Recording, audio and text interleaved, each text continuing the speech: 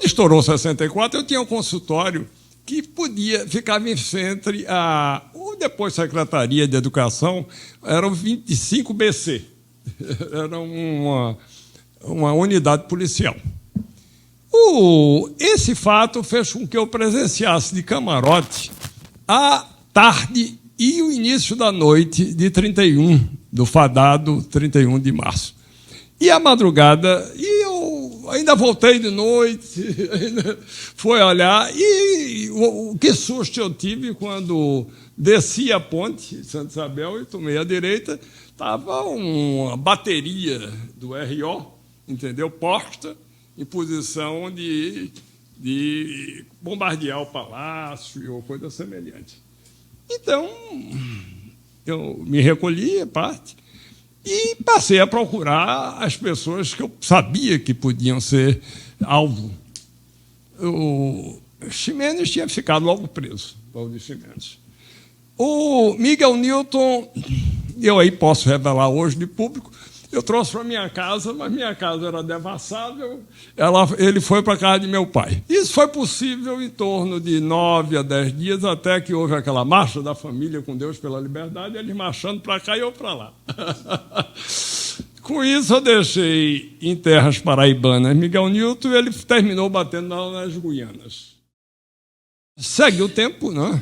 Então, eu sou também o chamado Prata Marineira, o Ulisses Pernambucano. Então, lá, estando de serviço, eu recebo uma jovem que tinha vindo trazida pela Rádio Patrulha, assim, em estado deplorável, entendeu? De higiene corporal, de tudo, inclusive estava em surto psicótico pós-traumático, entendeu? Essa moça, me recordo bem, chamava-se Silvia Montarroio. Exatamente. Eu, então, botei no meu Fusquinha e levei lá para a clínica e internei mesmo sem o professor, sem nada, ter conhecimentos. Então, a Silvia, eu assisto, eu mesmo assumo, que eu era o chefe da enfermaria, mas aí eu fui chamado à segunda sessão do 4º Exército. Lá estive e relatei tudo. Eu disse, olha, essa moça de nível universitário diferenciada e que era presa política, entendeu? Eu tomei a liberdade de pedir alta e levar para um serviço decente e condigno. Pronto. E isto não me causou maiores dificuldades. Então, foi um capitão que me interrogou, foi cordial, foi cortês, nada constava contra a minha pessoa, a não ser a infração. E depois ela tem alta e perdemos contato. No caso, por exemplo, de Silvia, ela, apesar do estado de obnubilação, tinha momentos de plena lucidez.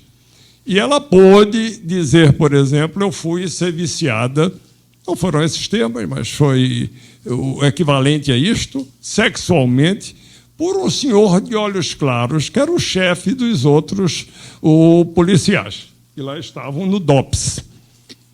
E a esse senhor de olhos claros, que era o secretário de Segurança Pública de Paulo Guerra, do doutor Paulo Guerra, esse senhor, eu tive a oportunidade de sucedê-lo na UPE. Então, eu pude desmontar. O senhor poderia dizer o nome? O nome é conhecido, Samico, Armando Samico. Armando Samico. Obrigado. Exatamente. Então, eu pude dar isso de prova porque o testemunho dela, para nós, tinha fidedignidade na medida em que o caso era traumático.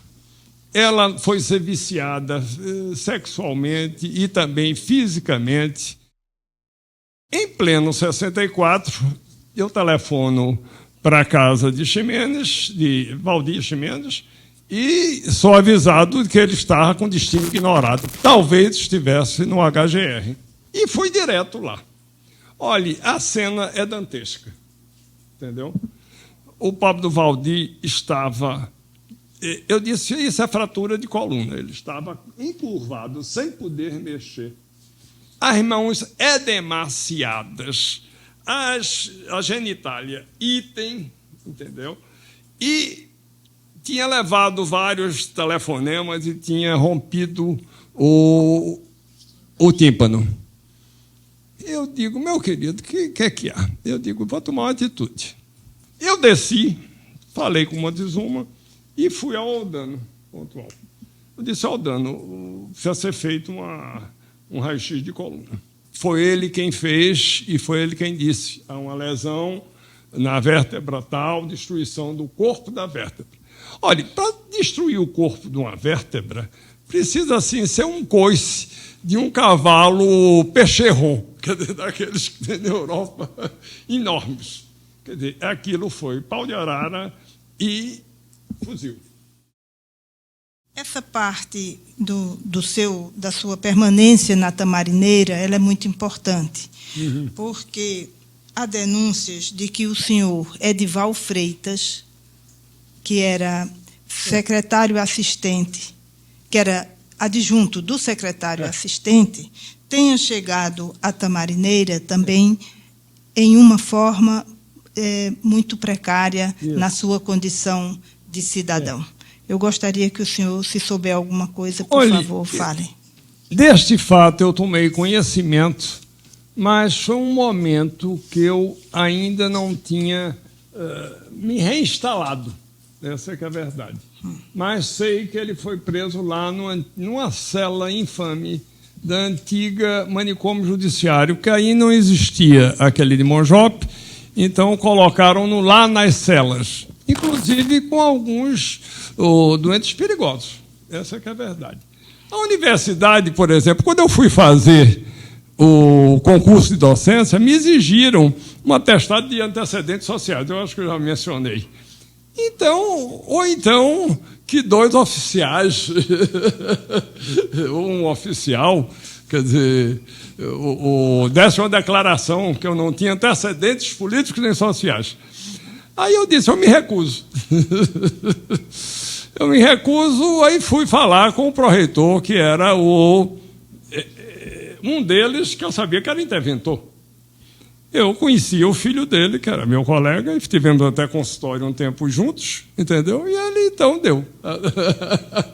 Quer dizer, eu não precisei dar uma declaração pública, que eu achava aquilo uma infâmia, entendeu? Era uma retratação infame. Era um curvar-se, uma submissão indigna. Essa é que é a verdade. É verdade. Assim, e eles exigiam isso, que a pessoa se retratasse publicamente nos jornais. Exato. Lembra? Eu não tenho, eu declaro, fulano de tal, declaro que nunca pertencia a nada, sou católico, praticante, fervoroso. ou renuncio ao que já pratiquei. Era assim mesmo. Exato, quem pesquisar nos os termos jornais eram da infames. época vai encontrar. Os termos eram infames e tinha que ser em jornal de grande circulação. Tem mais Sobre a universidade, de uma forma geral, o Socorro perguntou algumas coisas, né, sobre professores, enfim, né, colegas seu.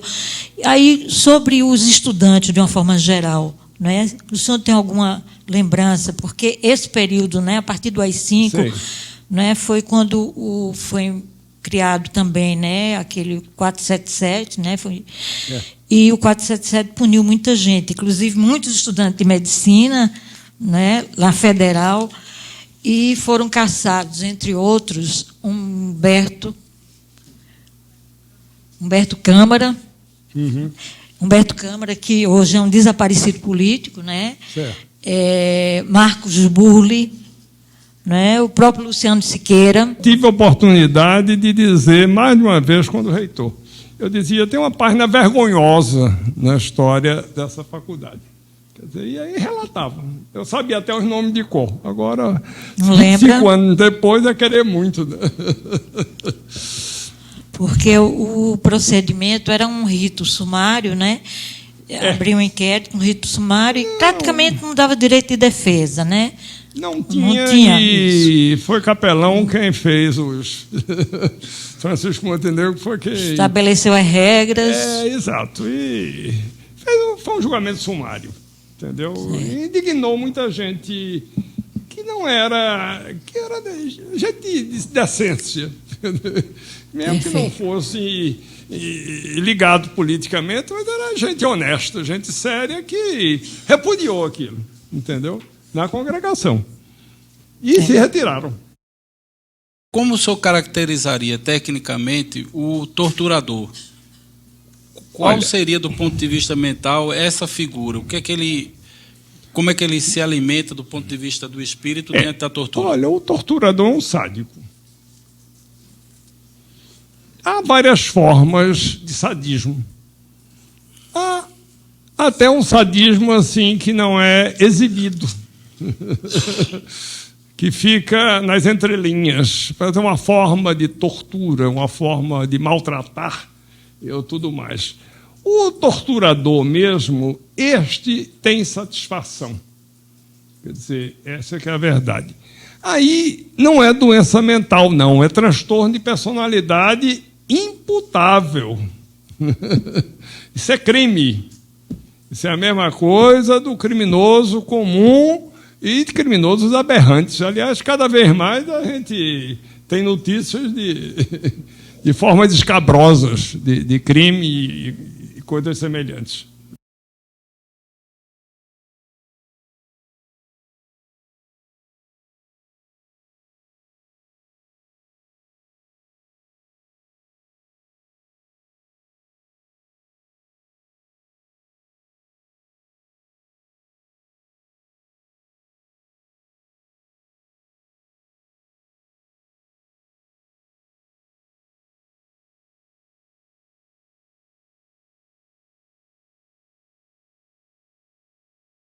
Estávamos sendo vigiados, estávamos sendo seguidos. Um dia estávamos numa reunião, eu não estava a participar, porque eu era muito novinha e era simplesmente uma militante de base. Então, aquela reunião era uma reunião de grupo, era uma reunião do Comitê Regional do Nordeste. Então, isso eu estava dirigendo. Então eu estava dormindo, eles estavam reunidos, entre eles estava o dirigente principal da seção pernambucana, da seção nordestina, que era o meu noivo, era estrangeiro, Pedro Marcos Pernambuco, eu nunca soube o nome dele. Ele estava ali e nós fomos presos, a polícia atirava muito. E nós sabíamos que a qualquer momento podia nos atingir. Então, continuamos. Eu perguntei para ele para onde estamos indo. Ele disse: não importa, para qualquer lugar. Continuamos até que nos encontraram. Né? Levaram-nos para a Secretaria de Segurança Pública, deixaram os rapazes todos numa sala e a mim deixaram numa outra salinha. Pela porta da frente, estava amanhecendo o dia, eu saí pelo corredor, alcancei o patamar já do átrio, estávamos em cima da Secretaria de Segurança Pública, passei por um guarda, o guarda praticamente não me viu, não me disse nada, e eu vim comigo assim. Se me perguntarem o que é que eu estou fazendo, eu vou dizer que estou procurando banheiro, eu quero ir no banheiro. Pronto. Então, consegui, já estava amanhecendo, havia pessoas entrando, outras saindo, eu saí para os que estavam saindo, civis como eu, e pronto, eu fui.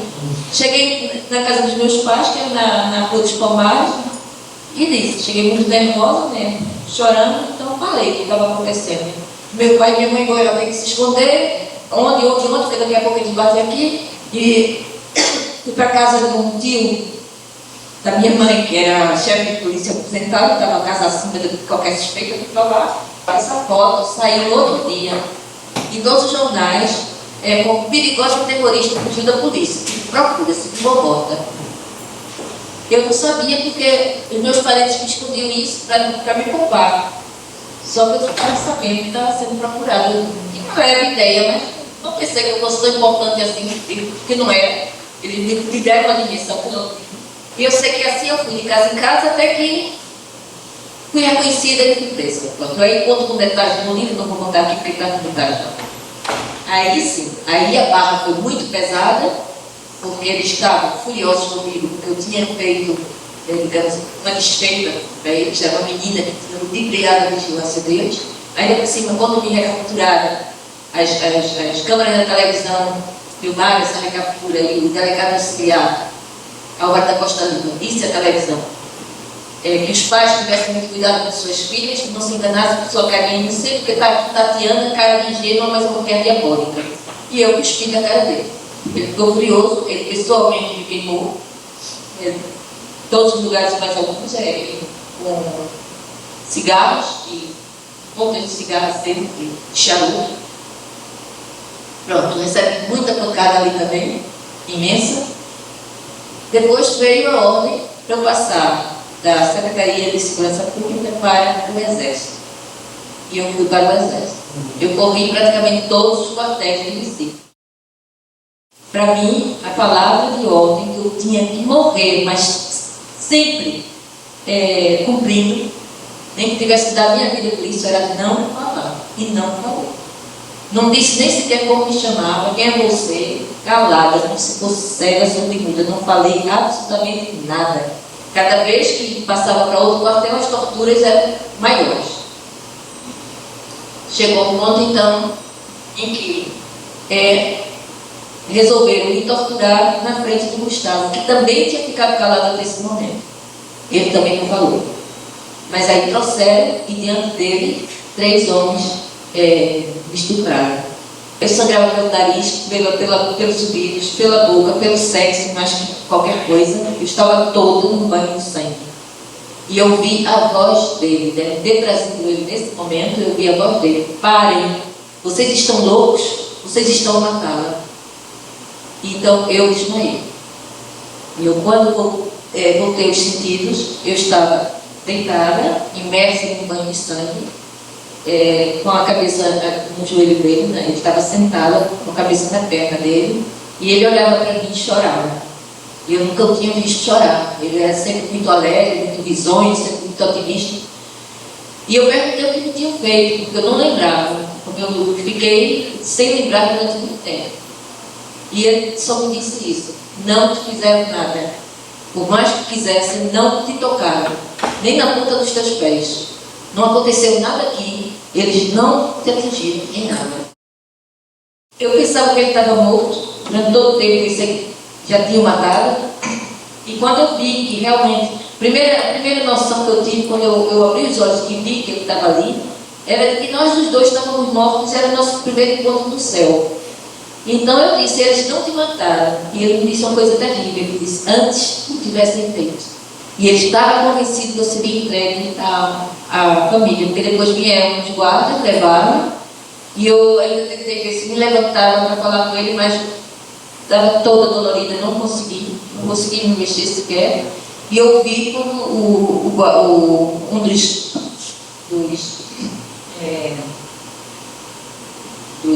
dos oficiais, né, perguntou para ele como é que ela estava. Já voltou assim, e ele disse que eu estava sangrando muito, que ele estava com medo que eu morresse, que chamasse o médico. Aí ele disse: o médico já vai vir. Ele disse: vão entregá-lo à família, não vão mandá-la hoje mesmo para casa. Aí aquela voz horrível disse: logo que o médico achar bem. E não vi mais Gustavo, não vi mais. Não houve médico nenhum, pelo menos que eu soubesse. O que fizeram, exatamente o contrário do que tinham dito, que ele julgou que me faria, que seria, ele tentou resgatar a minha liberdade com a confissão dele, achou que me entregariam à família. Não, aí eles fizeram o pior que se pode fazer a um ser humano. Me puseram dentro de uma jaula, só grades embaixo, só grades, paredes só de grades, teto só de grades. Essa jaula que me puseram foi posta num subterrâneo do quartel. E esse subterrâneo era úmido, era escuro, não tinha luz absolutamente nenhuma, não vinha de lado nenhum a mínima resta de luz, era muito frio, muito úmido, cheirava a mofo o tempo todo, cheio de mofo. Eu peguei uma pneumonia dupla e um reumatismo que até hoje eu carrego. Eles continuavam me torturando, eu já estava muito térrima, os ossos apontavam assim, quase que furavam a pele, e eles continuavam me torturando, eles iam lá todos os dias, ainda fazendo perguntas e ainda batendo. O meu alimento era só meio copo, meio pão, metade de um pão, nesses pães de padaria pequenos, a metade eu comia por dia, com meio copo d'água. Era só para que a vida não acabasse, para sustentar minimamente a vida. Porque um mês depois, quando eu baixei o hospital psiquiátrico, eu pesava 23 quilos. Fui entregue já praticamente em estado de coma, né? Tem que tivesse surtos psicóticos, que foi quando eu cheguei lá, o doutor Tomás esteve aqui a depor e contou que eu cheguei num estado tal que ele agarrou em mim e me levou no fusquinha dele, segundo o relato dele, a sua clínica particular para me socorrer da forma como eu precisava. Depois teve que devolver outra vez lá, porque tinha sido militares que me tinham posto no manicômio, então eu fiquei ali. Eu já não sabia nem sequer quem eu era. Isso é relatado no laudo médico psiquiátrico assinado pelo Dr. Tassi, pelo Dr. Amauri. Eu tenho isso comigo até hoje. E que eles dizem, tanto, encontramos a paciente, assim, que eu, no princípio eu não sabia quem era, onde estava, não sabia o dia, o mês, o ano, nada, que eu tinha uma esquizofrenia do tipo hiperfrênica, que é cuidar dos jovens, é responsável por um grande índice de suicídio juvenis, e desde o final devem esses pacientes, depois de terem tido remissão da sua psicose, voltar ao meio social, voltar à família ao meio social, uma vez que o ambiente nosocomial é nocivo à saúde desses pacientes. E no final diz assim, no entanto, continua a ter ideias de autorreferência e algumas pequenas alucinações, não estando ainda, não estando em condições de ser ouvida por este PM. E PM, inquérito policial militar. Graças a eles, tanto o doutor Tassi e o doutor Almauri, que assinaram este laudo médico, não fizeram mentindo, eles viram realmente, eles constataram, mas isso aí me livrou de ser reconduzida imediatamente aos quartéis, porque eles queriam que eu voltasse aos quartéis para dar o depoimento que eu não dei até hoje, graças a Deus, nunca darei. Então, o que é que aconteceu? Dois eu estou dando agora, do que eles fizeram, não do que eu tinha feito de militância política, porque não sinto que tenha sido nenhum erro. A única coisa que eu queria era uma pátria justa e igual para todos os seus filhos. Então, aos 10 dias, mais ou menos, de eu estar em casa dos meus pais ainda, nessa situação de desequilíbrio nervoso, que eu não estava bem ainda, eles decretaram uma nova prisão preventiva para mim. Então, meu pai levou ao meu advogado, que é o Dr. Boris Trindade, que disse, ela tem que sair imediatamente, que ela não vai aguentar a barra de uma nova prisão, ela vai morrer. Aí, o meu pai me levou ao convento dos franciscanos, depois eu também fiquei escondida no convento dos dominicanos do Leme, no Rio de Janeiro, mas isso já foi outra etapa. Aqui, foi no dos franciscanos, em Olinda. Fui muito bem recebida, muito bem acolhida. Eles fizeram o seguinte, num jipe da igreja, eles levaram um andor de Nossa Senhora para uma procissão em João Pessoa. Atravessei a fronteira de Pernambuco, Paraíba, embaixo do andor de Nossa Senhora, dentro do jipe, com os 2 franciscanos na frente e eu atrás.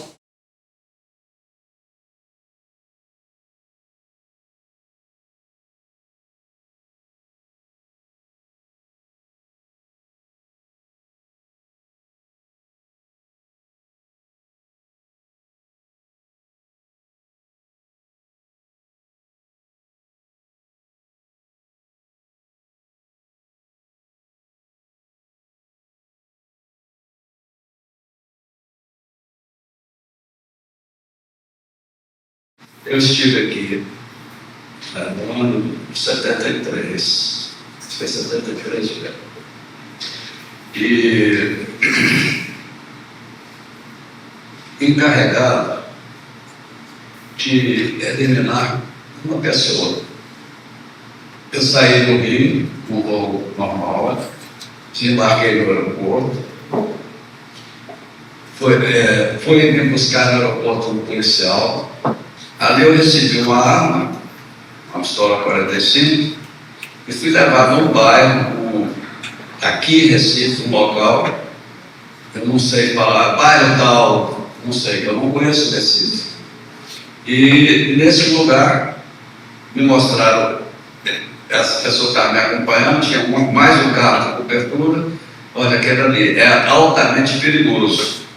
Eu passei por essa pessoa, caminhei normal, passei e atirei nas costas dele. Hoje, com as divergências, eu não falei que quem tinha morrido ali, eu não sei, quem escreveu, o Aleixo, que seria a pessoa, quem chegou a essa conclusão foi os repórteres, mas não é também não é porque inventaram, não. Porque eu fui encarregado de fazer 2 execuções lá em São Paulo, no bairro Moema, e seria 2 jovens daqui do estado que teriam sido presos na mesma operação, a operação que eles vieram fazer, que fez aqui, e nessa operação teria sido pego não só esses 2 que sou autor dos tiros lá em São Paulo, e esse daqui seria o mesmo também. Essa cena que montou, que eu fiz o parte dela sem saber, a gente não sabia, era compartimentado as coisas. Eu não sabia que eu estava dando tiro em 2 pessoas que estavam presas. Eles soltaram ali. A dedução, já aparece para a comissão lá, a dedução. Porque eles devem ter soltado as 2 pessoas jovens ali. Eles não sabiam nem para onde ir. Quando eu cheguei, que ele mostrou para mim que ele não sabia que eles estavam presos, eles fizeram ali para formar aquela cena, eu acreditei que eles estavam ali para encontrar e que estavam fugindo. Qual que era o meu papel inicial dentro do Ministério? Era de executor, mas sem saber quem estava executando, sem saber por quê, não tinha ainda conhecimento de nada. Passei por vários cursos, fui ensinado a mexer com explosivos, saber operar explosivos. Eles não tinham experiência policial e nós tínhamos. Então, por isso que nós fomos usados. Dali, como eu cresci, porque as equipes militares estavam fazendo muita besteira. E nós, com a sutilidade, já que você pode ver que todos nós que servimos, nós passamos pela delegacia do Futebol.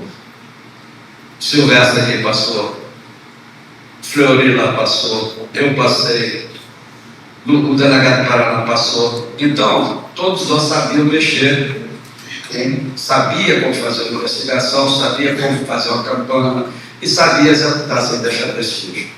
Qual seria o sentido de encaminhar uma pessoa de outro estado para agredir especificamente para matar uma pessoa? Deve ter um sentido que ele não conseguir compreender, porque aqui já tem muitos especialistas nessa matéria. Eu entendo que é uma maneira, eu entendo hoje, dentro da dedução, não posso se informar, era isso. Mas eu entendo que foi uma maneira justamente de dificultar a elucidação do caso.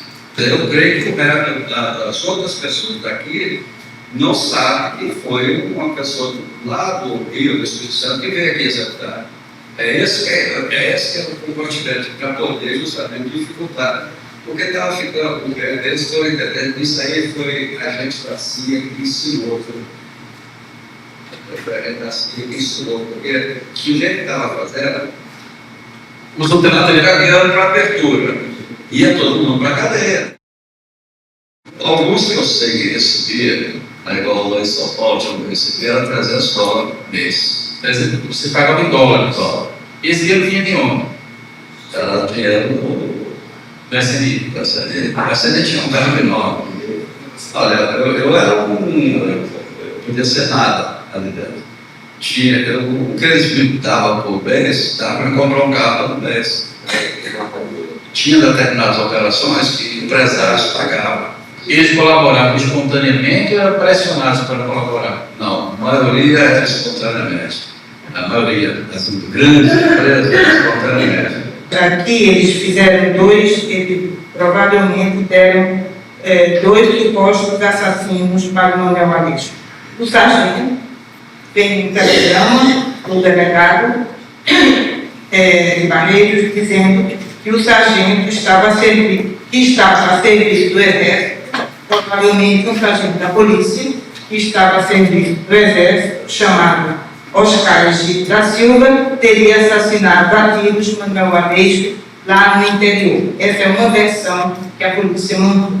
A segunda é que teria sido Jorge Francisco Inácio, um potiguar, pessoa do Rio Grande do Norte, que era também um agente da polícia, mas que já teria feito o assassinato aqui no Recife. Então, na realidade, o processo é tumultuado, como todos os processos que o senhor conhece bem.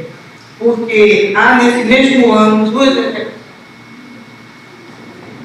execuções em São Paulo. A de Emanuel Bezerra e de Manuel Lisboa de Moura. Só esses dois. Foi lá no bairro Moema. Essas duas pessoas foram executadas no bairro Moema. Eu não estou referindo o nome, porque eu não sabia nome. Eu vim saber nome depois que estou escrevendo o livro. Né? As duas pessoas ali foi o quê? Eu recebi ordem para me deslocar do Rio para São Paulo. Eu sabia que tinha que fazer uma operação, matar 2 pessoas.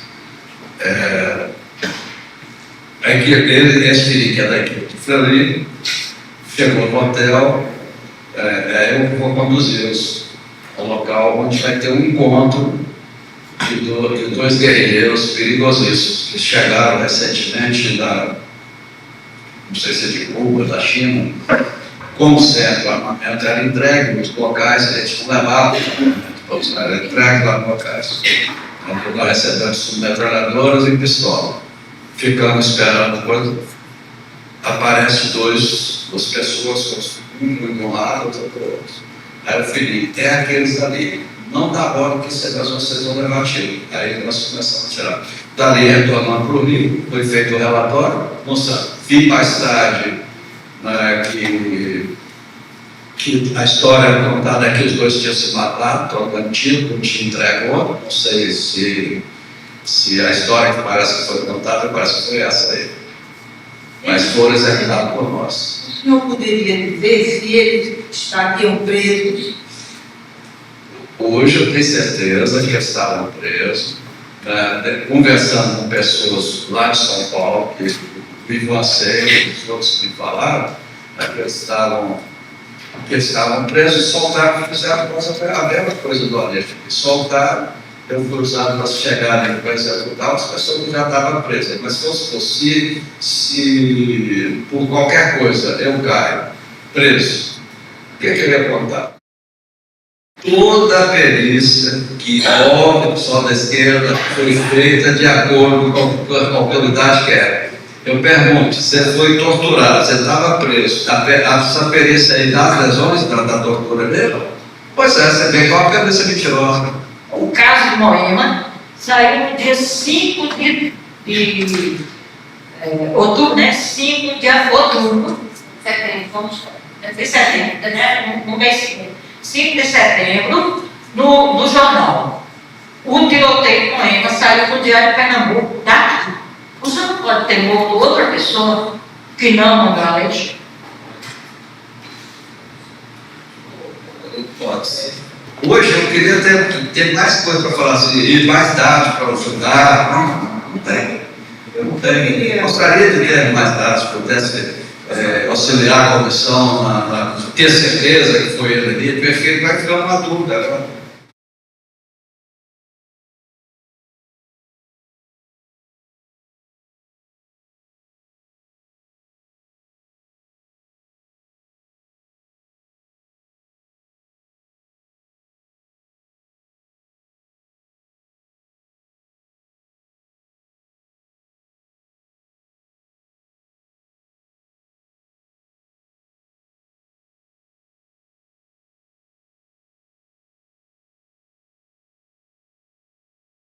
Estou aqui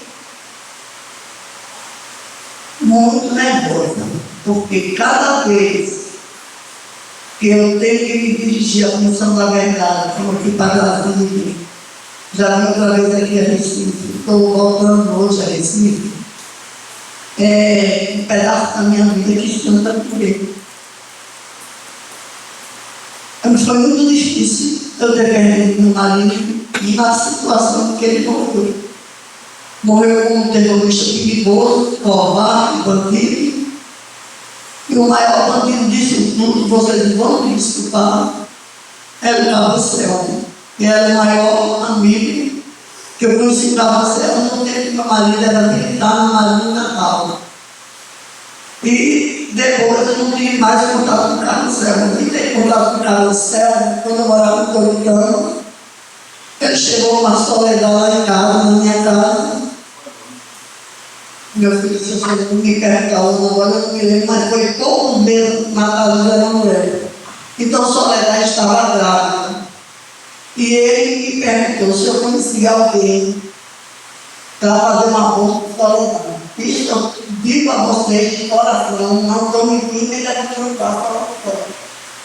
E eu falei para ele, Celso, que eu nem sabia que ela era a esposa dele. Eu disse, olha, jamais, se eu soubesse, que estaria no médico para fazer uma boa, porque só quem tem que tirar a vida do ser humano é Jesus, mais ninguém. Eu só uma coisa que eu perguntei para ela é assim, você quer perder realmente seu filho? Aí ela falou na sua cabeça que não, e agora não tem. Os caras não seria que eu estava casando com ele, esquisito na porta da casa. E eu fui, aí no sábado, chegando no conhecer. No domingo de manhã, ele comprou o frango e queria me fazer uma galinha que ele gostava com uma galinha para ele. E eu fui na mercearia do seu Manuel comprar este material, que precisa, não sei o que, eu quero que você me entenda porque eu estou contando isso. Nisso atravessa um moço que estava do outro lado da rua, que tinha sido caserozinho, que era não veio bar, era uma lavanda, mas era igual. E ele chegou perto de mim, aquele rapaz muito alto, muito bonito, foda. Eu gosto muito dele, se você é muito bonito, eu disse, me respeita, eu sou mulher casada. E me respeita, é quando eu gosto. Aí ele segurou na minha mão e disse, mas a sua vida está na porta da sua casa. Eu disse, nem gosto do espírito, nem gosto do maconheiro. Peguei o ar e fui embora para cá. Só que eu peguei para cá. Ele já estava com a porta, que eles tinham comprado nessa mercearia, dizendo que era para amarrar um pouco, para ficar no velho. Então ele saiu, passou pela casa da mãe dele, comeu um pedaço lá de frango, vai, me chamou para almoçar, senão eu vou almoçar com o Geninho, porque a gente vai para o jogo, numa cidade próxima, porque ele era presidente do time de lá. E quando chegou no posto, deram a prisão, amarraram ele, jogaram na casa do Júlio e levaram. Quando eu cheguei na minha casa, me passaram assim um trator, a Polícia Federal em mim, eles quebraram tudo detalhado. Olha, eles rasgaram o colchão, eles fizeram miséria na minha casa. E passou no outro dia, já surgiu a morte dele rasgada, quando eu era todo mundo. E eu fiquei feito na louca, sem marido, preciso criar, sem saber os motivos da morte dele, eu não sabia nunca que meu marido estava envolvido com esse negócio de organização. Aí, quando houve a morte, eu fui provar meus direitos e fiquei viva em Recife de 2 em 2 meses, eu pagava o governo, porque eu não tinha o nome dele. Aí o governo me falou que eles iam queimar os ossos dele. Aí eu fui no barraco lá perto do cemitério e comprei 2 sacos plásticos, 2 pães de chão, uma garrafa de álcool, correu no cemitério e comecei a cavar. E o governo me falou, você está louco, a senhora para fazer isso? Eu posso. É do meu marido, eu tenho um filho, depois eu quero levar para Natal. No resto do estado do pai dele. Eu tenho que investir para achar a roupa da roupa do meu marido. E isso foi uma carreira muito grande, porque ele disse, a senhora tem cuidado que a polícia está aqui todo dia, a senhora vai me prejudicar. E nisso eu enterrei os ossos dele, embaixo desse pé desse fruta-pão. E depois do acontecido, a polícia me pegou, eu fui chutado.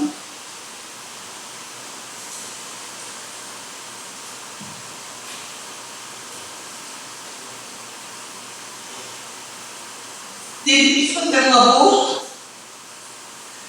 Jamais eu queria que os filhos daquele filho do chute de 4 anos, que eles queriam que eu dissesse quem era o nome do meu marido. Mesmo sabendo que nunca mostrava, eu não entreguei a ninguém, sabia realmente o que tinha acontecido com ele. Só sei que meu marido fez muito no tiroteio. E aí, fiquei grávida e os 4 meses eu tinha amortecido filho.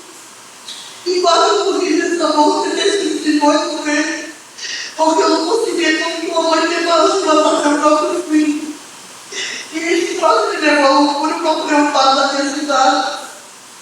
Para me ajudar, ele não queria ajudar. Não teve ajuda de ninguém. Vim para ir para Recife, uma senhora que morava em Itadeira, consegui uma pessoa para fazer essa aborto e parei no hospital, eu não sei qual hospital. E uma enfermeira chegou para mim e disse: eu já tenho alguma coisa para comer, tem 2 policiais aí me procurando. Aí eu disse: mas meu Jesus, também comecei a chorar. Na época eu estava terminado no hospital, eu saí do campo. Fiquei 3 dias na calçada do Cine São Luís, ali na rua do Aurora. E depois eu fiquei 5 meses de comunhão, onde as pessoas me chamavam barato. Andavam trabalhando, eu disse: meu Deus, quem precisa da minha vida? Você deve comigo, ninguém está sabendo. Aí eu parei no hospital de novo, eu não desmaiei. E quando eu mudei, eu comecei a conversar com a enfermeira, a senhora de idade, porque ela era até evangélica, ela disse: bom, e ela estava na situação, eu não convidava. Eu vou arrumar uma roupa para você para Natal e vou te dar para passar. E assim eu coloquei. Deu a roupa para voltar aqui, se deixando para juntas no rodoviário e eu fiquei na Natal.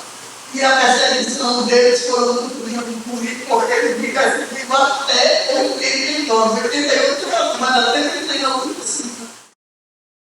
Pego uma mulher inocente, eu sem experiência nenhuma, com 26 anos de idade, foi quando meu marido morreu, eu tinha 26 anos, para estupar, para pintar a miséria, e depois eu ainda sei lama e nojo desse mundo, além de ser estupada depois. Ou pior lugar, há muitas vezes está voltando com eles para não perder a vida, para meus filhos não morrerem. Eu dizia que tinha todos, eu quero cancelar isso mesmo.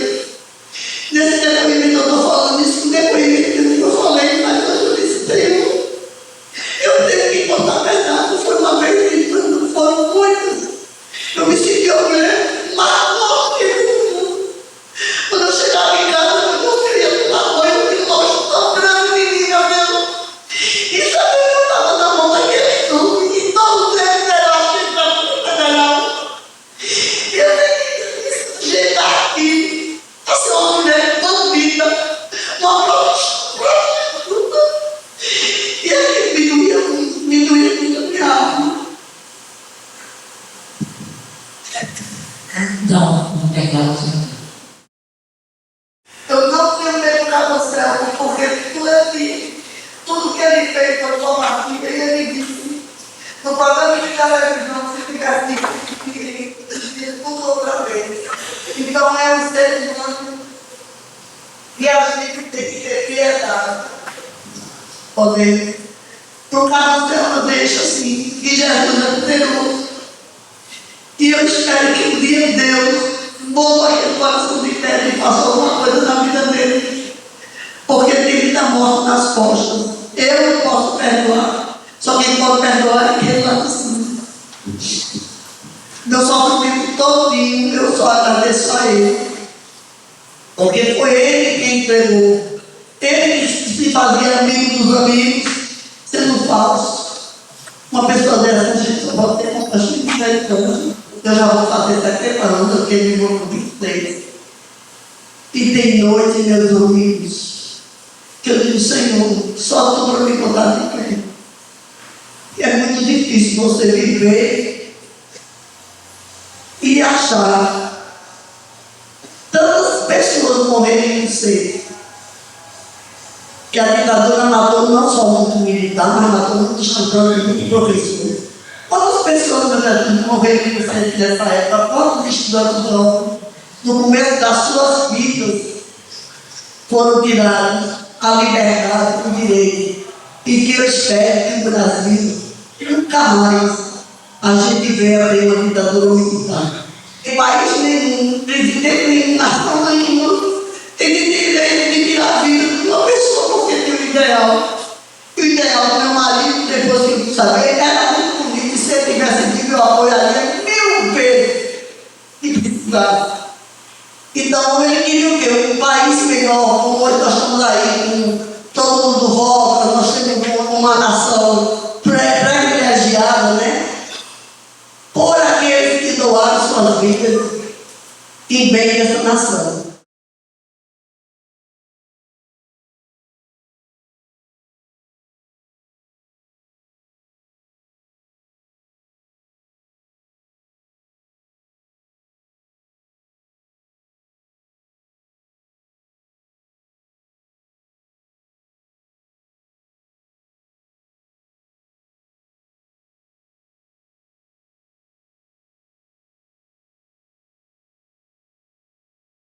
Agora, o que eu tenho a dizer é que nós acompanhamos da segunda sessão a evolução das investigações promovidas pela Polícia Civil e que, depois de algum tempo, começou a surgir uma série de nomes.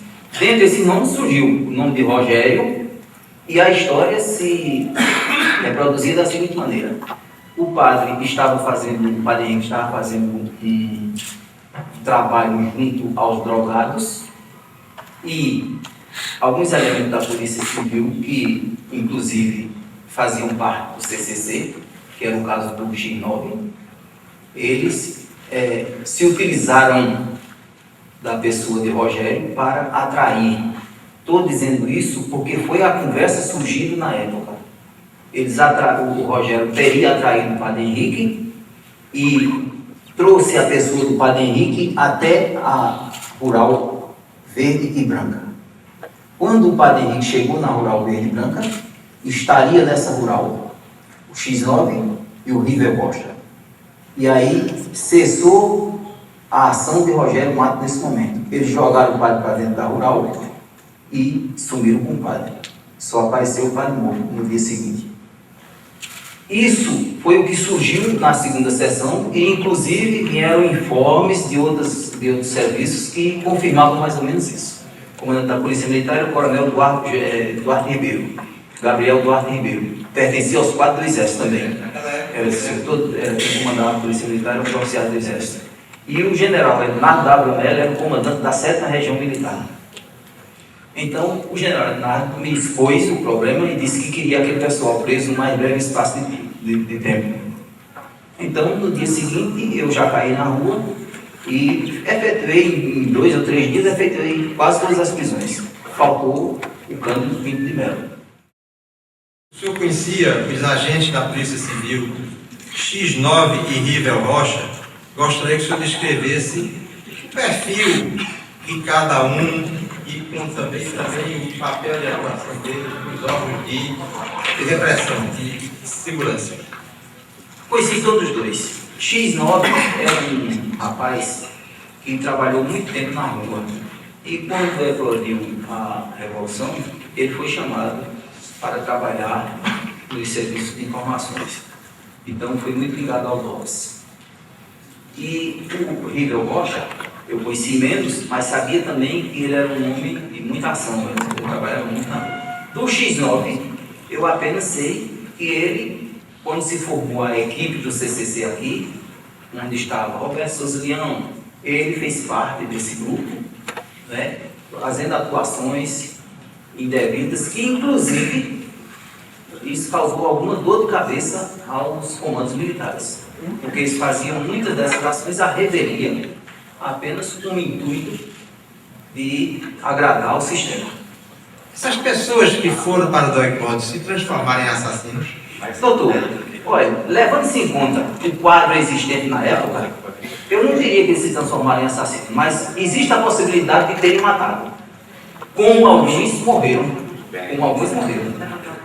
Mas existe a possibilidade é um quadro quase certo, que eles possam ter matado. Aonde funcionava o doicode no Recife? Era aqui junto do QG do quarto exército que funcionava aqui na esquina da praça. Era um quarto aqui, tinha ao lado. Era um casarão entre essa região e não, aqui? senhor, não era um casarão, não. Era uma espécie de quartel, só grande, né? Grande. Funcionava ali. O comando do doicode era do SNI. Quem formou os doicode subordinou-os ao SNI.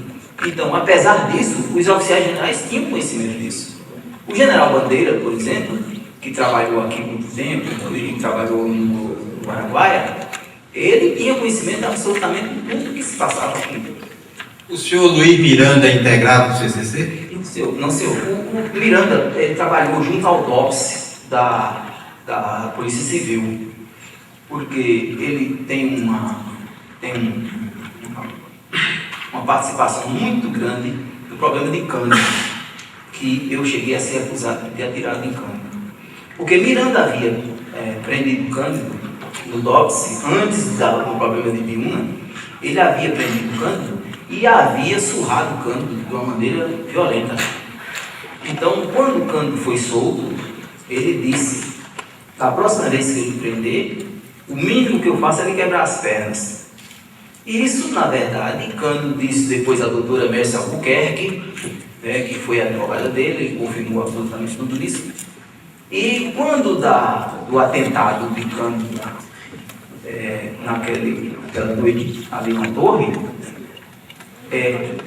o Cândido, porque quis incriminar Miranda, se deu mal. Porque, na verdade, se ele tivesse falado a verdade, talvez o inquérito tivesse tomado outro rumo. Mas ele, imediatamente, para se vingar de Miranda, ele disse que a pessoa que atirou nele era um moreno alto, gordo, forte, mais de 100 quilos, que tinha no mínimo 1,90 m de altura. Ou seja, ele descreveu o biotipo de Miranda. Isso foi no inquérito que ele disse isso. O senhor tem conhecimento de um preso político de nome desconhecido, assassinado nas dependências da Aeronáutica em Recife e que foi incluído no registro de entrada de presos na penitenciária Barreto Carneiro após a sua morte? Me recordo desse fato porque foi um fato muito comentado. Esse fato teria acontecido nas dependências da Aeronáutica e transferiram, isso foi muito comentado na época do jornalismo. Como disse o senhor, faz mais de 30 anos, não me recordo os detalhes, mas esse preso teria sido morrido nas dependências da Aeronáutica e foi transferido para a Barreto, de onde ele veio a fugir. Né? Então, só é uma informação que eu tenho. Eu perguntaria ao senhor o seguinte: ele disse aqui que o seu apelido era Satanás. É a primeira vez que eu estou ouvindo esse apelido. Ele disse: olha, ele era tão duro que o apelido dele era Satanás. Isso foi o doutor Jorge que inventou. Foi a invenção de Jorge. O que acontece, doutor, é o seguinte: é que o doutor Jorge, ele foi delegado de homicídios, ele foi delegado de roubos e furtos, e nós tivemos, durante a minha vida policial militar, alguns problemas onde ele funcionou como delegado, efetivamente. Por exemplo, no caso de um assaltante aqui muito conhecido, ele foi quem fez o inquérito, começou fazendo o inquérito, mas naquele tempo existia a possibilidade de a Polícia Militar avocar o inquérito, como fez, e o inquérito foi terminado na Polícia Militar, e foi para a Auditoria Militar. Então, o doutor Jorge, outros casos também, ele funcionando como delegado apurando esses casos, então ele tinha uma amizade muito profunda comigo. Quando aconteceu o fato de Cândido ter sido baleado lá na Ponta da Torre, naquela noite, então, poucos dias depois, eu me encontrando com o doutor Jorge, ele disse: eu sabia que não era você. Eu disse: como é que você sabia? Porque se fosse você, ele estava morto. Ele disse: não, mas não era assim.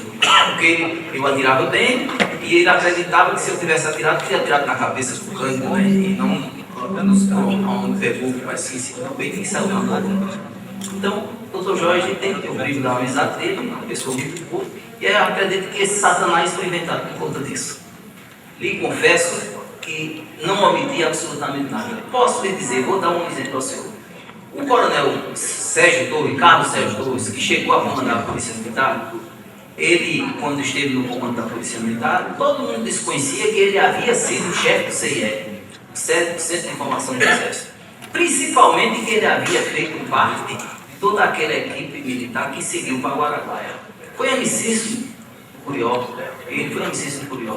E, posteriormente, em conversas informais, ele nos contava muitos fatos que tinham acontecido lá, daquela totalidade toda. O próprio general Bandeira, quando dava entrevistas, ele lamentava profundamente que aquilo tivesse acontecido, uma guerra entre irmãos. Eu confesso, eu não acreditava muito na conversa do general Bandeira, porque ele comandou o Araguaia e botou para quebrar lá, na verdade.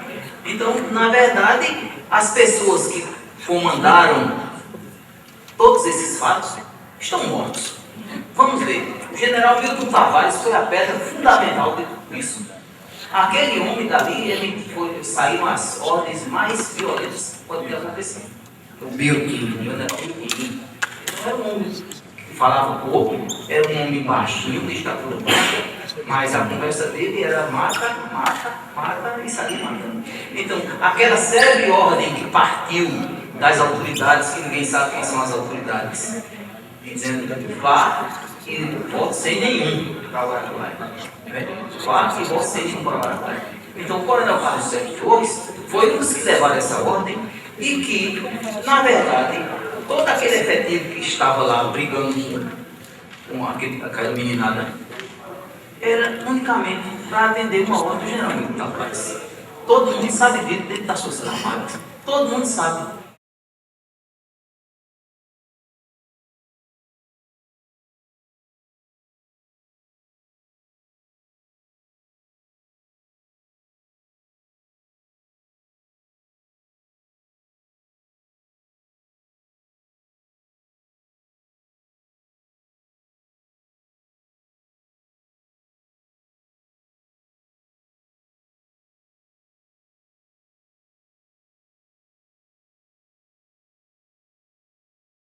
No dia 30 de janeiro de 1971, foi acordado cedo por grande movimentação.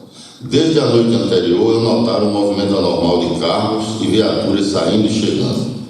Por volta das 7 horas da manhã, Odígios passou diante da cela onde me encontrava, conduzido por policiais que o colocaram em uma cela vizinha.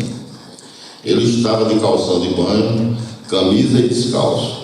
Os policiais saíram e então começamos a conversar até aproximadamente 11 horas, quando, com a chegada do delegado Silvestre, iniciou-se o processo de torturas que culminaria com a morte de Odígios. Na entrada para o corredor em que se encontravam as celas, existe uma sala. Foi nela que durante praticamente 17 horas seguidas, os torturadores se revezaram na tentativa inútil de obter de Odígios informações que levassem à localização de seus companheiros de militância política. Apesar da existência de uma porta de madeira isolando a sala do corredor, chegavam até nós os gritos de Odígios, o ruído das pancadas e das perguntas cada vez mais histéricas dos torturadores. Durante esse período, Odígios foi trazido algumas vezes até o banheiro. Lá era colocado no chuveiro por alguns instantes para logo em seguida retornar ao suplício. Numa dessas vezes, já durante a noite, ele chegou até a porta da minha cela e pediu-me que lhe emprestasse uma calça, porque suas pernas, principalmente a parte posterior de suas coxas, estavam em carne viva. Os torturadores animalizados se excitavam ainda mais, redobrando os golpes exatamente ali. Ele vestiu a calça e continuava com as torturas. Por volta das 2 horas da manhã, os torturadores, extenuados e vencidos, colocaram Odígios na cela. Passados poucos minutos, aparece o delegado Silvestre, visivelmente irritado, gritando com os torturadores, ordena o reinício do assassinato, que se prolonga até as 4 horas da manhã do dia 31 de janeiro. Desse dia até o dia 5 de fevereiro, Odígios não mais foi torturado fisicamente. Seu estado de saúde era gravíssimo, mas o ódio e a selvageria dos torturadores deixaram que ele lentamente definhasse, sem assistência médica, até finalmente, já sem nenhuma possibilidade de sobreviver, ser retirado às pressas para um hospital, vindo a falecer 3 dias depois. Nós temos uma convicção completa, absoluta, né? nenhuma dúvida sobre o que aconteceu com Adílis. Ele foi morto sob torturas as mais bárbaras, cruéis, não tinha nenhuma sofisticação, né, no aparelho repressor de Pernambuco naquele momento. Eu não estou falando só de ter ouvido gritos, de ter ouvido barulho de porrada. Eu vi o Adílis ser torturado. Nós fomos presos por volta das 6 e pouco da manhã, né? Ele já estava de calção, ia caminhar pela praia. Eu me lembrei da chegada, da nossa chegada no DOPS, num pátio, né? Então, um pátio redondo assim, e tinha eu falo corredor polonês, mas na verdade era mais uma roda, né? A tortura já começou ali. Depois, quando ele subiu, não continuou na mesma hora, ficou um tempo ali parado, não sei precisar como, mas porque era muito cedo, mas ainda de manhã, né, talvez um pouco antes do meio-dia, não sei, que foi montado mesmo o cenário, né? Eu vi também um momento em que ele saiu da sala de tortura, acho que teve algum intervalo ali, e ele foi lavar o rosto numa pia que tinha nessa sala. Era uma sala administrativa, assim, não era... Como estava tudo muito cheio, muita gente presa, eu fiquei ali, que eu era uma desconhecida da repressão, né? Um pouco periculosa lá pelos padrões deles, né? Nem o meu nome eles sabiam, tinha um documento falso e tal. Então, assim, eu na verdade, eu acho que eu pude ver o que eu vi, porque eu não era importante para os caras, eu estava invisível ali. Ele saiu ali, foi lavar o rosto, já estava com o rosto bastante inchado, já tinha hematomas, né? E eu achei que eu tinha visto que aquilo era a hora que ele foi embora para o hospital, né? Mas depois voltando, quando ele saiu, eu fui para a cela. Foi praticamente no mesmo momento, assim, não sei se no mesmo dia, me tiraram dessa sala e me puseram lá. E ali nós começamos, então, pouco tempo depois, quando a gente soube da morte dele, nós começamos uma greve de fome, que durou 15 dias, né, dentro do DOPS, em que nem água nós aceitávamos dos policiais. Nós bebemos água o tempo todo do sanitário. Ele dava descarga, aparava com um copinho e bebia aquela água.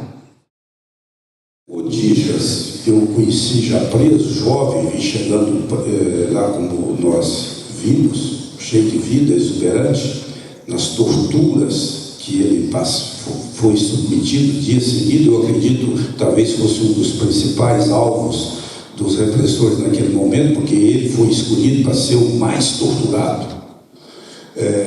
E em determinados momentos eu tive acesso muito, porque eles, para não levá-lo para a cela dos companheiros seus, levava para a minha cela. Então ele chegava arrebentado ali para descansar um pouco, para continuar a tortura. E eu me lembro assim, de maneira como se fosse agora, ele para mim falava assim: companheiro, não estou aguentando, vão me matar, vão me matar. Será que vão? Ele estava sangrando nas pernas, tudo. Ele tinha usado já a calça dele, mas mesmo a calça dele tinha sangrado toda, ele teve que tirar aquela calça. Eu me lembro que no dia que levaram ele para o hospital, eu tirei a minha calça, fiquei de cuecas na prisão, e ele foi com a minha calça, porque a calça que o Vinícius tinha emprestado já não estava toda ensanguentada. Então foi um barbarismo continuado que fizeram com ele. Ele não tinha como resistir, nenhum ser humano resistiria àquele volume de pressão. Eu me lembro aqui claramente. no corredor, chegaram em um determinado intervalo das torturas, o secretário de Segurança Pública, doutor Samico, e o delegado Silvestre. E tinha um outro policial, não sei se era o Miranda era gigantesco, e a gente só de ver, ele já passava uma imagem de um, eu diria assim, de um tarado, de um acelerado, de um sádico. Era incrível, parece que ele tinha prazer em se mostrar como torturador. E eu chamei o secretário da minha cela, encostado, e disse: doutor, esse rapaz não vai resistir, não é possível um ser humano resistir, não estão fazendo com ele, as torturas que ele está sofrendo. Eu me lembro dessa frase do secretário, inclusive, eu já expus isso em outros momentos, em outras situações. Que nada, isso é esparro dele. Batiam tanto, a voracidade de bater era tanto, de espancar, era todo tipo de espancamento pensável, e os gritos, os urros, que um dia eu comecei a contar as pancadas, contava alto, eu falava alto ainda, gritava quase. E ele contava 10, 20, 30, 40, 50, perdia de vista. Parece que, segundo ele disse, que chegava até 300. Então era para matar, parece que era para matar. Então eu acho que esse caso desse jovem, realmente ele tem que servir como um exemplo do que o Estado brasileiro, do que a ditadura brasileira fazia de maneira assim, aberrante. No sábado e no domingo as torturas eu ouvi, a gritaria, a selvageria. Em algum momento eu me lembro de um desses animais ter arrancado uma pata de uma mesa ou de uma cadeira, um pau, e entrado assim como uma besta para dentro dessa sala. Não vi ninguém torturando Orixás, não vi a tortura do Orixás. Os gritos, claro, a selvageria, quem entrava nessa aí eram muitos homens, me chamou muito a atenção, porque eu cheguei a pensar, estão torturando a todos os presos que estão aí, porque não é possível que essa banda de gente venha para um cara, não é possível que seja um único cara. No sábado, eu vejo esse jovem de calção segurado por dois caras. Se você me pergunta se um deles era Miranda, eu posso dizer que sim, porque ouvi esses nomes, Miranda, Fausto, Silvestre. Sei bem como que o Silvestre era diferente, era mais socialmente apresentável. Os outros eram animais, propriamente dito, e com cara de animais. Né? Mas não sabia dizer quem é Miranda, quem é Fausto, quem era deles. Mas sim, eu reconheço em qualquer momento, porque até o dia de hoje tenho pesadelos, tenho sonhos, vejo Orixás saindo com a calça que me pareceu ser a calça do meu marido na época, e me assustei com isso. Sem camisa, descalço e carregado por dois animais. E Orixás gritou para mim, porque antes haviam retirado a Lília dessa sala, que ela ficava na mesma sala, e a gente chegou a partilhar algumas informações, livros que estavam na biblioteca, e conversas por sinais, né? Mas me deixaram numa espécie de sacada, me parece que era uma sacadinha, me deixaram isso, levaram a Lília, tiraram da frente e tiraram no Orixás no dia 6 de fevereiro, sábado de manhã. Ele sagrava pela boca um esqueleto humano carregado por esses dois animais. E ele gritou para mim: eu sou Orixás Carvalho, meu nome é Orixás Carvalho.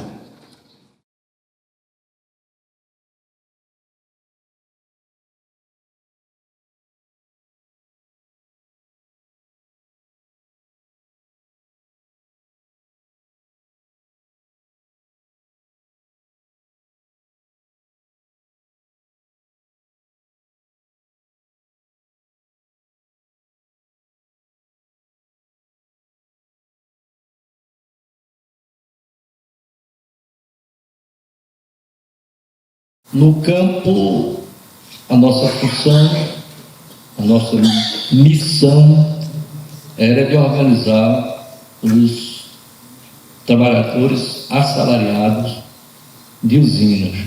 A partir do momento em que essas ações organizadas que nós desenvolvíamos começam a tomar vulto, a repressão passa a se concentrar naquela região. Aí, quando a repressão chegou, ela estava em casa. Eles me deixaram no meio da rua, que não sabia, era novato no Avatar, não sabia nem o nome da rua. Aí me deixaram próximo à polícia e saíram na rua, né, perguntando às pessoas onde ficaram. Eu fiquei numa caravana, um policial, e ele saiu na rua procurando onde estava o aparelho. Foi quando eu ouvi um tiro. Ela já estava algemada, e os caras deram um tiro porque ela, segundo eles falaram, porque ela correu. Quando ela é presa, aí submetida a uma tortura violentíssima. Aí 3 ou 4 agentes da polícia torturando ela, eu não agrado, mas ouvia o gemido dela. Era sendo torturado, clamando por mim. Aí vem um companheiro, depois disse que ela estava sendo estuprada por 5 homens, 5 policiais. No DOPS, nós ficamos, cada um de nós, numa cela. Ela não ficou na cela próximo a nós. Ela ficou num recinto, numa sala do DOPS, né? Encostada num canto lá. E uma das vezes, como eu não estava aceitando conversar nada com o policial, recusou-se a falar, eu fui para um depoimento. No retorno eu me encontrei com ela. Foi a última vez que eu vi com vida. No retorno, ela estava abatida, quase mais ou menos 30 e poucos dias, né? Aí eu vinha passando, ela disse: doutor, você é chamado a obrigar o torturador de doutor. Se me chamasse de doutor, aí era pior. Aí ela disse: doutor, pergunte a ele, pergunta ao Maia, que é o nome de guerra, pergunta ao Maia, pergunta a ele se eu sei de alguma coisa. Eu disse: doutor, essa mulher não sabe de nada, é apenas a minha companheira, e me acompanhava nesse processo de luta, só isso. Nunca realizou ação, nunca realizou nada, porque ela não era nem da organização. Aí o cara disse: é isso que nós vamos saber. Quando foi mais tarde, eu vi, foi a pancadaria no banheiro. Eu escuto a pancadaria, não sabia o que era. Alguns minutos depois, chega um policial, aí disse: Maia, vem aqui, abre a cela. Aí disse: seja corajoso. Não tem companheiro morto, não tem companheiro morto, não tem para onde correr. Ele saiu segurando um calção, uma cueca, ela segurando, ele disse: sua companheira está morta. Aí já estava a imprensa toda, eu vi rapidamente. Aí denunciei que tinha sido a repressão. Não tinha para onde correr. Aí denunciei, disse: foi tortura, mataram minha companheira e vocês têm que assumir isso. Você, quando a viu, tinha alguma coisa diferente na roupa dela? Ela estava. Não, ela estava a roupa levantada, né, a genitália queimada. Sim. Então já tinha havido. Você viu isso? Vi né? isso. O corpo, vi. a roupa levantada exatamente. E essas queimaduras. Eu acho que até inclusive uma foto dessa. Isso. Exato. Eu vi isso aí.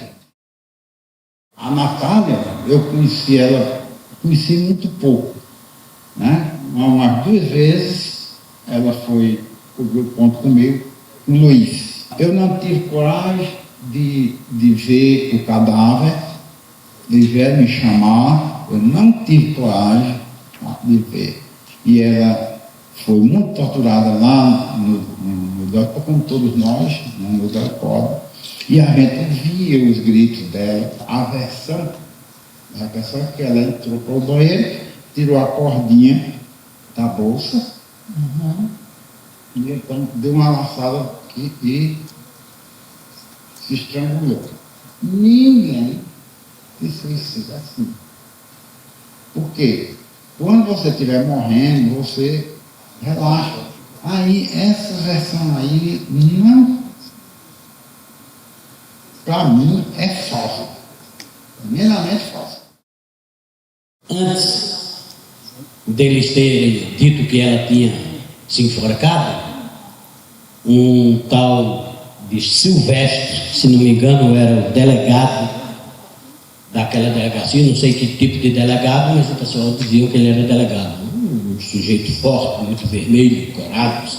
E ele passou segurando a mão, o punho da Natália, no primeiro andar, na minha frente. Eu estava olhando exatamente para a porta de frente quando ele vinha com ela numa atitude ligeiramente afrontosa, porque ele vinha puxando o braço. E ela, quando me viu, falou assim, como quem diz, estão me levando não sei para onde, ou coisa parecida. Né? Então, no outro dia, chega um dos investigadores, que eu não me lembro o nome, Mato Alvo, pouco alto, e disse, vou abrir aqui para você testemunhar que a Natália suicidou. Eu digo, o quê? Quando ele abriu, eu digo, vou. Aí fui. E eu vi a Natália pendurada com uma coisa marrom ou vermelha. Outra cor não era uma dessas cores. No pescoço. Não me lembro como é que estava dado o laço, porque eu não prestei muita atenção, eu fiquei olhando no rosto. E ela estava de vestido. E o vestido não tinha vestígios de queimadura. Foi perguntar, você não tinha cheiro de queimado? Não, de jeito nenhum. Então o corpo estava íntegro, em tese? Estava, em tese estava. Da queimadura não tinha... não era perceptível, e se fizeram isso, não tinha vestígio de queimadura no vestido. Mas pendurado aonde? Ela estava pendurada num banheiro. Eu não lembro bem se era uma caixa d'água ou numa torneira, estava pendurada ali com os pés bem baixos. Mas ao lado tinha alguma coisa, que eu não me lembro se era uma bacia ou se era um batente, que se ela tivesse pulado ali para suicidar, os pés delas, ela não tinha se enforcado, porque tinha onde ela não ficava pendurada totalmente. Quando você foi ao banheiro, a porta estava arrombada, estava fechada, a porta do banheiro. Tinha nada arrombado. A porta estava. O cara abriu a porta para me mostrar aquilo. Pela perícia, né, nós temos fotos que a porta do banheiro teria sido arrombada para poder, vamos dizer assim, ela ser socorrida. E o senhor está dizendo que a porta estava intacta e que ele abriu a porta. Abriu a porta sem nenhum problema e mostrou, não tinha nada arrombado. E outra coisa, como que faz um negócio daquele, que nós ficávamos de bermuda ou cueca, nem cinturão a gente usava. As mulheres tudo ficava na portaria. Lá eles ficavam com aquilo e entregava a maioria das coisas quando a gente saiu. O senhor Edmilson, outra pergunta aqui bem. Pelo que o senhor está descrevendo, o senhor é a primeira pessoa do grupo que viu a Natália morta. Antes mesmo do próprio marido do Luiz Alves. Quando eu vi a Natália, eu não sabia se já tinham mostrado ela para o Luiz, se já tinham mostrado para alguns jornalistas, se já tinham... Eu não sabia de nenhuma coisa anterior. Porque a descrição do Luiz já é outra situação, já ela deitada, ela já queimada, né? Então o senhor foi a primeira pessoa a viu no banheiro. E não houve barulho nenhum no banheiro. Né? Humberto, só uma coisa, um detalhe. Foi a única pessoa que viu ela pendurada, porque não existe nenhuma foto, né, da perícia do banheiro. Só o banheiro, a porta arrombada, o cano, mas não existe essa foto dela pendurada. Existe somente foto Ela deitada, deitada já numa como se fosse uma marca. Então eles não tiraram. E quando eles me mostraram isso e disse, você vai testemunhar que ela suicidou-se, o que é que eu fiquei esperando? Eu fiquei naquela tensão. Eu disse, vem alguém aqui para me pegar ou fazer eu assinar o papel ou tentar me torturar de novo para eu confirmar essa versão.